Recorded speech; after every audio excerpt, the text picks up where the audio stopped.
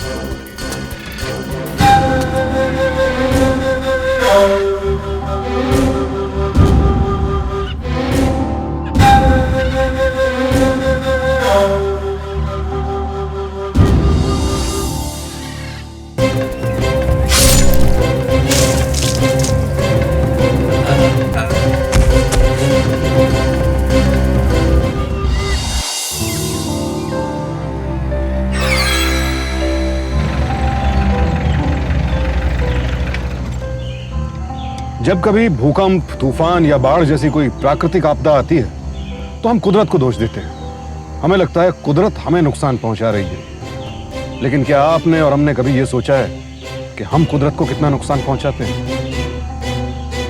सावधान इंडिया में यूं तो हम हमेशा इंसानों पर होने वाले जुल्म की कहानियां दिखाते हैं, लेकिन आज हम आपको कुदरत के साथ किए जा रहे जुल्म की एक कहानी सुनाने वाले हैं। किस तरह एक जंगल को अंदर ही अंदर से खोखला कर दिया जाता है, कैसे पूरे के पूरे जंगलों पर अवैध शिकारियों और तस्करों ने अपना कब्जा जमाया हुआ है, कैसे जंगल से पेड़ और जानवरों की संख्या दिन ब दिन कम होती जा रही है, कैसे जंगल एक बाजार बन गया है और कैसे इस लाखों करोड़ों के बाजार की वजह से कत्तलीना राजा जैसे तस्करों ने जंगलों में लूट मचा रखी है। कोई भी इन तस्करों के खिलाफ आवाज उठाता तो उसे मार दिया जाता। अभी अभी आपने जिस फॉरेस्ट ऑफिसर का कत्ल होते देखा, उसने भी कत्तलीना राजा के खिलाफ आवाज उठाने की कोशिश की थी। उस शहीद ऑफिसर के बदले कुछ समय बाद रविशंकर करियप्पा की नियुक्ति की गई। करियप्पा, जिन्हें जंगलों से एक खास लगाव था। तुम भी ना अपने आप में एक केस स्टडी हो करियप्पा। ड्यूटी ज्वाइन नहीं की और तुम्हें फॉरेस्ट देखना है। तुम्हारी जगह कोई और होता ना तो फॉरेस्ट चेकपोस्ट का पोस्ट पकड़ता और मजे करता। लेकिन पता नहीं तुम्हें जंगल से क्यों इतना प्यार है। सालों से यही करते आए हो और अब नगर होल के जंगलों की खाक छानोगे। क्या पूरी लाइफ तुम्हें यही करना है? सोचा तो कुछ ऐसा ही है सर। आओ यहाँ। अच्छा एक बात तो बताओ करियप्पा, क्या मजा आता है तुमको यहाँ? मजा नहीं आता है सर, लेकिन इस जंगल को हम लोगों का बहुत जरूरत है। पहले तो ये जंगल जानवरों का घर हुआ करता, अब यहाँ जानवर कम और इंसान ज्यादा रहता है। पता है वो हडलू का जंगल में जानवरों को खेलने कूदने का बहुत जगह था, लेकिन अभी क्या होता है वहां? बाम्बू, चंदन, गांजा, कौन सा पेड़ बोया जाता है सर। जानवरों को मारा जाता है, उनकी खाल खींची जाती है और न जाने क्या क्या चीजों को बेचा जाता है। सर ये जंगल है ना, ये एक बाजार बन गया है और ये पेड़ और ये जानवर इनका प्रोडक्ट बन गया है। सब इलीगल है, एवरीथिंग इज इलीगल सर। लेकिन हम लोग कुछ करते नहीं और इन लोगों को बढ़ावा मिलते जाता है। तुम्हें लगता है तुम ये सब रोक सकोगे? सर कोशिश तो कर सकते हैं ना। हा? एक अकेला आदमी ये पूरे जंगल की गणित को रोक नहीं सकता। सर कुछ बदलना होगा तो किसी ना किसी को तो स्टेप उठानी पड़ेगी ना। तुम तो पूरे क्रांति के मूड में आए हो करियप्पा। आओ चलो। वेलू, क्रांतिकारी साहब है, खास ख्याल रखना। करियप्पा बस एक बात का ध्यान रखना, यहाँ के शिकारी बहुत ही खतरनाक है, दुनिया भर के हथियारों से लेस। तुम अपनी गन हमेशा अपने पास रखना। तुमसे पहले जो ऑफिसर था वो यहीं मारा गया, on duty. Sir don't worry, मैं अपना और इस जंगल का पूरा ख्याल रखेगा। All the best. Thank you sir.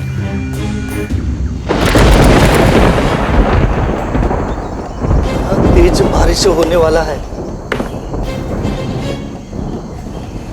तूफान भी है। आज बड़ा हाथ मारने वाले हैं ये लोग।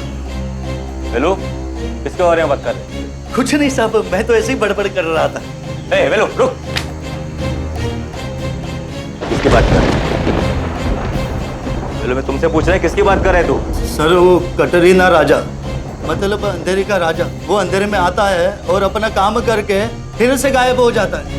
जंगल का हर रास्ता उसको ऐसा मालूम है जैसा उसका घर का रास्ता हो। आपके पहले जो साहब था उसको भी उसी ने। क्या उसे? वेलू तुमने देखा है उसको? साहब वो कतलीना राजा, उसको कभी किसी ने नहीं देखा।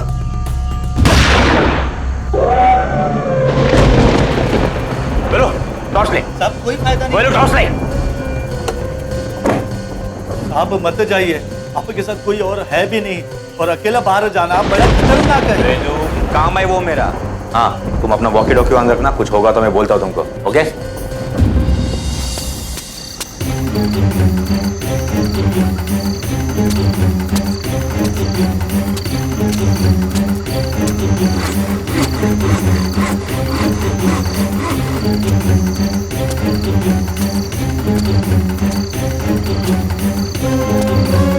ए, तुम इधर किसी का आवाज सुना क्या? किसका आवाज? फालतू आवाज सुनना बंद कर और काम में ध्यान दे। जल्दी काट।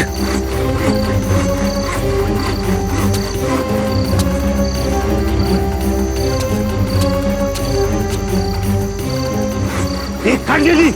मैं देखता हूँ कौन है। जल्दी काट।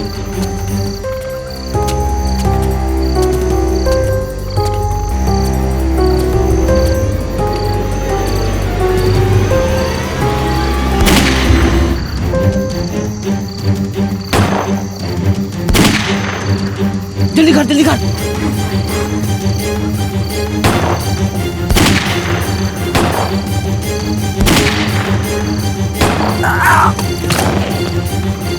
ये उठा इसको उठा। जल्दी उठा। जल्दी कर। भाग जल्दी कर। जल्दी भाग।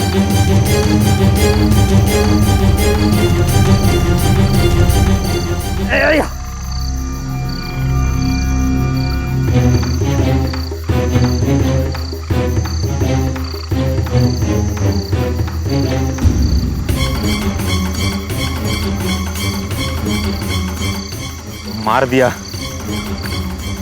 वेलू बोलो हाथी को गोली मारकर तालाब की तरफ भाग गए। जल्दी से चेक पोस्ट पर खबर कर दो, सब जगह से नाकाबंदी कर दो। वेलू फास्ट।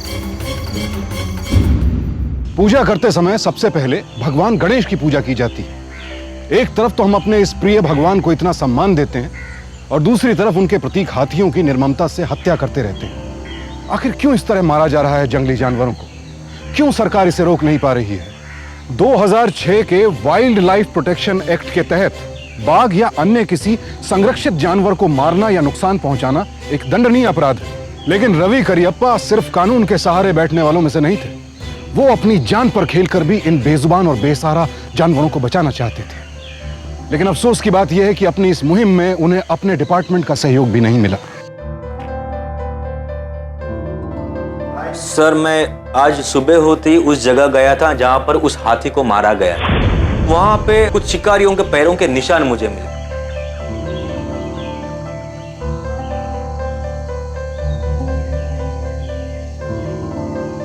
जब मैं उस निशान के पीछे पीछे गया तो वहां पर मुझे ये जूता मिला सर। देखो शायद भागते भागते गिरा हो, लेकिन देखो सर ये जूता बिल्कुल वैसा ही जैसा हम लोग पहनते हैं। सर मुझे लगता है कि हमारे डिपार्टमेंट का ही कोई आदमी उनका साथ दे रहा है। मैंने काउंटर फायर भी किया था सर और उस आदमी को गोली भी लगाया है सर, और वही उनको गाइड कर रहा है, वही उनको मदद कर रहा है। वरना ये सब करना इतना आसान बात नहीं है सर। देखो रवि, बिना ठोस सबूत के तुम डिपार्टमेंट में किसी के ऊपर उंगली नहीं उठा सकते। सर ये तो सबूत है ना सर। ये सब बकवास सबूत है। क्या है ये जूता, ये दांत, ये आरी? देखो रवि, कितना फॉरेस्ट ऑफिसर पूरा दिन जंगल में पेट्रोलिंग करता रहता है। अरे सामने से अचानक कोई जानवर आ गया होगा और हड़बड़ी में किसी का जूता छूट गया होगा। सर ये जूता उन्हीं 3 में से किसी एक का जूता है सर। ये कैसा कह सकते हो तुम? सर जमीन पर भी इसी जूते का निशान है सर। सर ये निशान पुराने नहीं है सर, 10 सालों से मैं जंगल में घूम रहा है सर। पुराने और नए निशान के बीच का डिफरेंस मुझे पता चलता है। रवि तुम इस बात को कैसे साबित करोगे कि ये उसी इंसान का जूता है जिसको तुमने गोली मारी? सर उसके ऊपर खून लगा है सर, आप चाहिए तो चेक कर सकते हैं। हो सकता है ये सब तुमने खुद नहीं प्लांट किया हो। ये सारा सबूत, ये जूता, ये दांत, ये आरी। सर आप मुझ पर इल्जाम लगा रहे हैं। कि ये सब सबूत मैंने इकट्ठा किया है और उस हाथी को मैंने मारा है, ऐसा बोलना है आपका सर? नहीं नहीं रवि, मैंने ऐसा कब कहा कि तुमने उस हाथी को मारा? हो सकता है वो हाथी बीमारी से मरा होगा, उसे कोई चोट लगा होगा। सर मुझे पूरा भरोसा है कि ये काम अपने ही डिपार्टमेंट के किसी आदमी का है। एनीवे डोंट माइंड सर, इतना सारा सबूत मैं आपको इकट्ठा करके दे रहा हूँ, फिर भी आप क्यों इग्नोर कर रहे हैं? तुम मेरे ऊपर उंगली उठा रहा है? अरे शायद तुम जानता नहीं है, डिपार्टमेंट से 2 मिनट में बाहर निकलवा के फेंकवा दूंगा मैं। सर मैं कहा अपने सीनियर से बात करने का तमीज नहीं है इनको। सर इस टाइम ये थोड़ा इमोशनल हो गया है। सर मैं समझाता हूँ ना इसे। Sir please, sorry sir. चल सर सॉरी। मैं इस बात को डिनाई नहीं कर रहा। मैं बोल रहा हूँ कि डिपार्टमेंट के कुछ लोग शिकारियों और स्मगलर का साथ देते हैं। ये सब हाई लेवल के लोग हैं। इनको टच करना अपने लिए पॉसिबल नहीं है। इनसे फाइट करोगे ना तो खुद अपने लिए प्रॉब्लम खड़ा करोगे। देखिए सर, पूरा जंगल जानता है कि इस सब के पीछे कतलीना राजा का हाथ है, फिर भी हमारा डिपार्टमेंट तो चुपचाप बैठा है।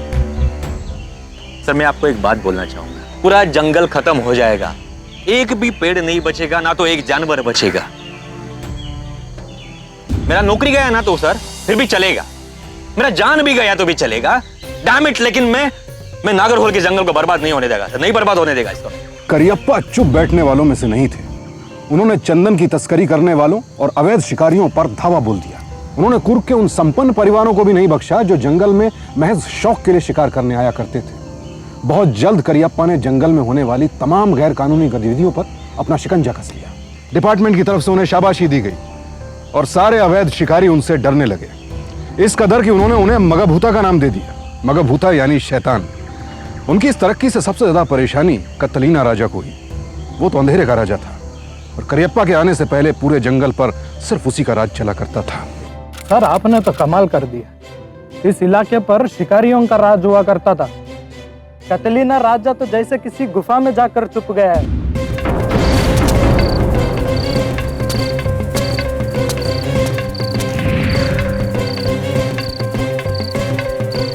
ऐसा नहीं है, ये तूफान के पहले का शांति है।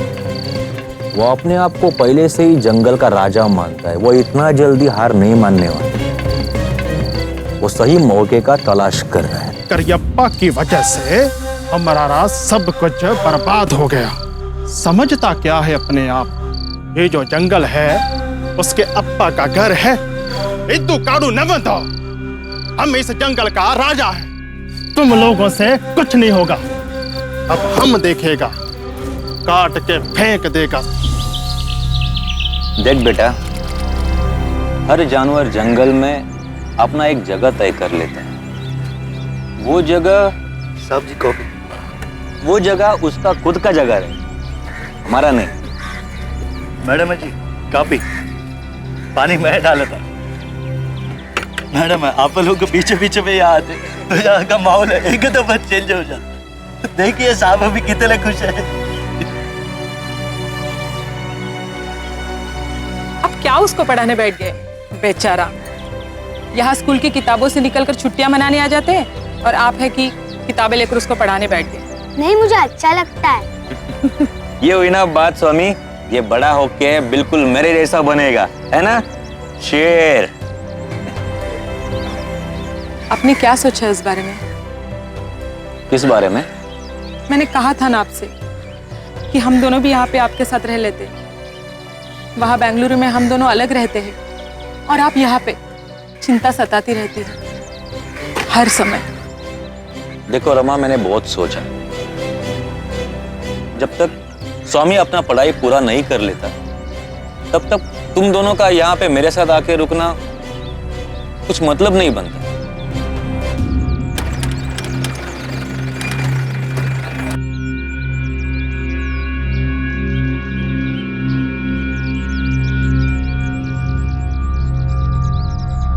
Yes sir. कल रात तुम पेट्रोलिंग के लिए जंगल में गया था? हाँ गया था सर। कल मुझे जंगल से गोली की आवाज आई, इसलिए मैं बाहर गया। मुझे लगा कोई शिकारी होगा, लेकिन ना तो वहाँ जानवर मिला ना तो जानवर की लाश मिली। अच्छा, तुम्हें हमारे साथ चलना होगा। कहाँ जाना होगा? तुम चिंता मत करो रमा, मैं आता हूँ थोड़ी देर। चलो सर। चलो चलो, ख्याल रख।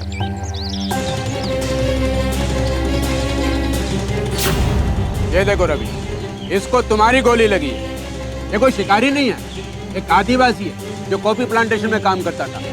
उस दिन जंगल में पटक गया था। आप ये बोल रहे कि मैंने इसको मारा? सर आप ये इल्जाम मेरे पे कैसे लगा सकते हैं? मैंने नहीं मारा सर इसको। देखो रवि, मैं कुछ नहीं कर सकता। अब इस बात का फैसला तो कोर्ट में होगा, तब तक तुम्हें पुलिस कस्टडी में रहना होगा। इंस्पेक्टर सर आप समझाइए सर इनको। सर मैं जानता हूँ रवि को सर, वो ये सब नहीं कर सकता। सर प्लीज सर आपको कोई गलत फहमी हुई है सर रोक लीजिए सर, प्लीज सर रोक लीजिए उसे सर। रवि करियप्पा अब तक अपने कई दुश्मन खड़े कर चुके थे। पेड़ों की कटाई और जानवरों के शिकार से लाखों करोड़ों कमाने वाले कई लोगों ने मिलकर रवि करियप्पा को एक जाल में फंसाने की कोशिश की, लेकिन उनकी यह कोशिश नाकाम रही। उस आदमी की लाश से जो गोली बरामद हुई, उसकी जांच से साबित हो गया कि उसका खून रवि करियप्पा ने नहीं किया था। करियप्पा के पास राइफल जरूर थी, लेकिन वो गोली एक 12 बोर की राइफल से चली थी। मगर इस दौरान रवि करियप्पा को 12 दिन जेल में रहना पड़ा, मगर तब भी उनका विश्वास नहीं टूटा, बल्कि बाहर आने के बाद उनकी हिम्मत और बढ़ गई। और एक दिन अचानक अम्मा सांबर भी लगे थे। मैडम आपको नहीं वेलू जाके खाना खा लो ना, हम ले लेंगे। नहीं मैडम, पहले आप लोग खा लो, बाद में मैं आराम से खा लूँ। मेरा खाना हो गया, मैं अपनी प्लेट रखने जा रहा हूँ। अरे स्वामी बेटा, मैं हूँ ना, मैं रखूंगा। नहीं, अपनी प्लेट खुद रखनी चाहिए, ये मेरी मम्मी ने सिखाया है। गुड बॉय जा रखने दे। बोलो जाओ खाना खा लो। जी साहब। अम्मा मेरे को खुद को अपना ही डिपार्टमेंट से लड़ना पड़ रहा है, लेकिन मेरी जंगल का बलि नहीं चढ़ने दूंगा इन लोगों के लाते।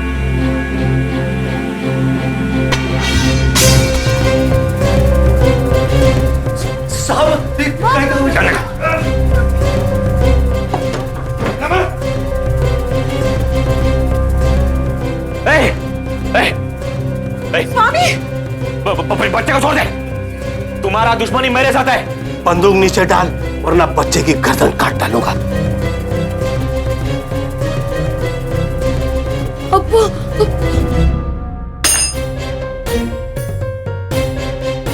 अपने ट्रांसफर का डिमांड कर, वरना पछताएगा।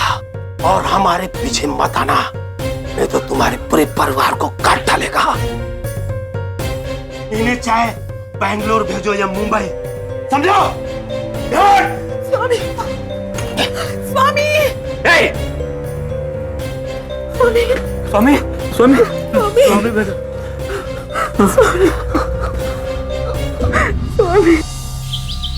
Rama, I am really very sorry. Actually मैंने ही तुमको यहाँ पर बुलाया और अब मुझे ही तुम्हें वापस भेजना पड़ रहा है। बट यू अंडरस्टैंड रमा, ये जगह तुम लोगों के लिए सेफ नहीं है। मैंने बेंगलोर में बात किया है सीनियर अथॉरिटी से, वो जगह तुम्हारे लिए एकदम सेफ है, वहां तुमको कुछ भी नहीं होगा। Don't have to feel sorry. पता है, ये बहादुरी का काम हर कोई आप जैसा नहीं कर सकता। पर मैं क्या सोच रही थी, जब तक स्वामी की छुट्टियां है, हम दोनों यहीं पे रह लें प्लीज। कम ऑन रमा, सी मैं तुम दोनों का लाइफ रिस्क में नहीं डाल सकता Rama, please try to understand. अप्पा, हम लोग आपके साथ रह सकते हैं, मैं किसी से नहीं डरता। क्या बात है, you are so brave my son, like your father. लेकिन देख, अगले महीने में खुद तुझे विजिट करने आऊंगा, ओके? Good boy. चलो बैठो फटाफट गाड़ी में, नहीं तो ट्रेन मिस हो जाएगी। मान रमा। रवि करियप्पा समझ चुके थे कि पानी अब सर के ऊपर जा चुका है, अब उनकी जान को खतरा है। तब भी वो रुके नहीं। अपनी ड्यूटी ज्वाइन करते वक्त उन्होंने अपने सीनियर ऑफिसर श्रीनिवासन से एक वादा किया था, नगरहोल के जानवर और जंगलों की सुरक्षा का वादा। और अब उस वादे की परीक्षा का समय आ चुका था और आखिर वो दिन आ ही गया जब करियप्पा और कतरीना राजा का पहली बार आमना सामना होने वाला था।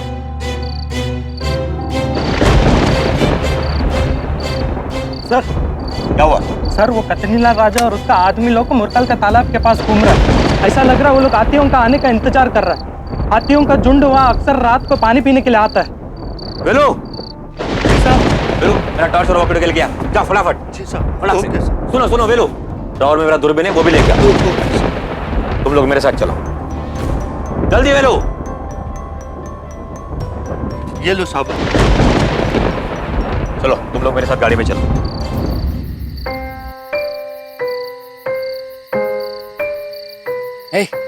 क्या तुम इस टॉर्च को इधर उधर घुमाता? इसको बुझा, इधर ला। और याद रखना, गोली सीधे आती के सिर पर लगती। हेलो हेलो, चेक पोस्ट पे खबर कर दो, कोई भी गाड़ी जंगल के अंदर या बाहर नहीं आने चाहिए। ओके? हाँ चलो पैदल जाएंगे।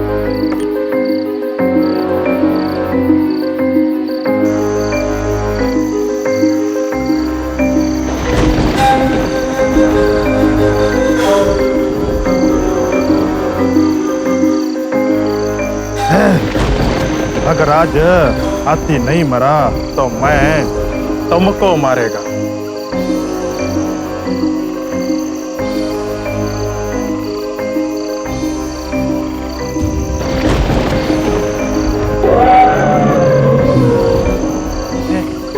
हाथी इधर आता, इधर ठंडा बना।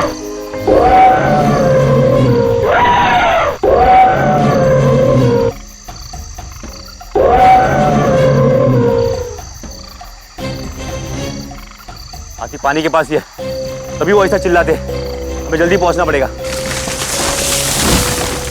वो लोग यहाँ पर ही है। Take positions.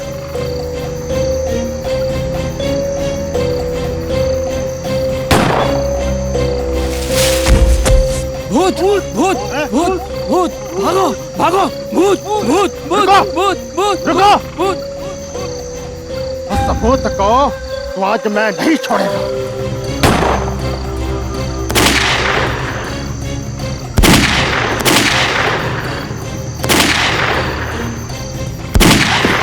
रंडी रंडी रंडी,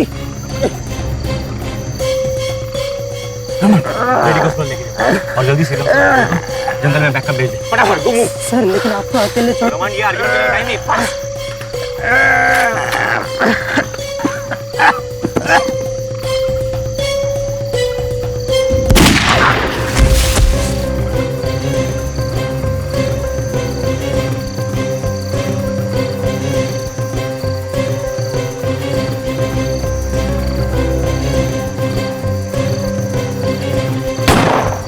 तो तू है वो जिसे सब लोग बगबूता बुलाता है।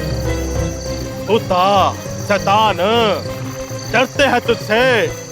मैं तेरे को बहुत बार समझाया था कि मेरे रास्ते में मत आना, लेकिन तेरे को अपने जान का फिक्र नहीं है। मरने का बहुत शौक है तेरे को, वो शौक आज मैं पूरा करूंगा। अब तेरा कौन करके ऐसी जंगल में तेरी लाश को गाड़ दूंगा मैं।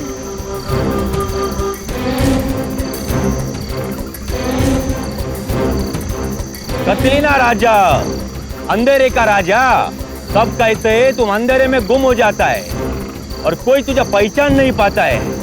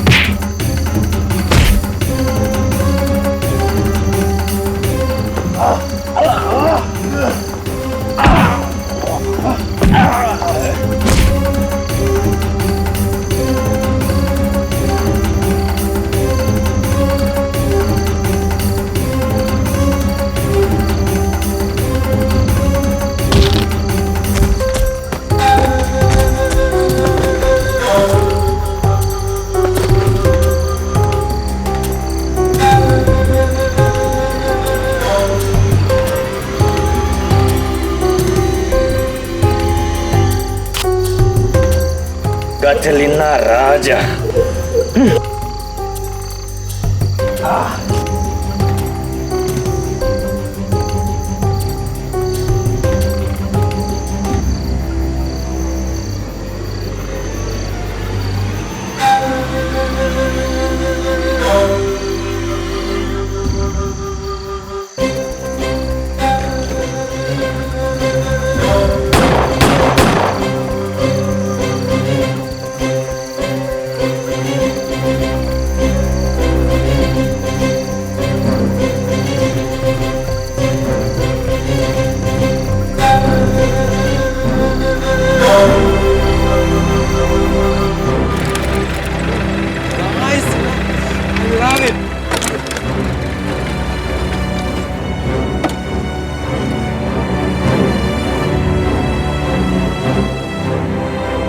Thank you sir. हमें तो लगा कि हम इस जंगल में करेंगे क्या, लेकिन आपने हमें इतने अच्छे से घुमाया और इस जंगल के बारे में हमें कितना कुछ बताया। मैं तो इस पे घर जाके बहुत बड़ा ऐसे लिखने वाली हूँ और उसमें आपका भी नाम लिखूंगी। अरे बेटा, ये क्या है? क्या है ये? यदि मैं तुम लोगों के घर पे आके ऐसे ही कचरा फेंकूंगा तो तुमको अच्छा लगेगा क्या? हाँ? So please. I am sorry sir.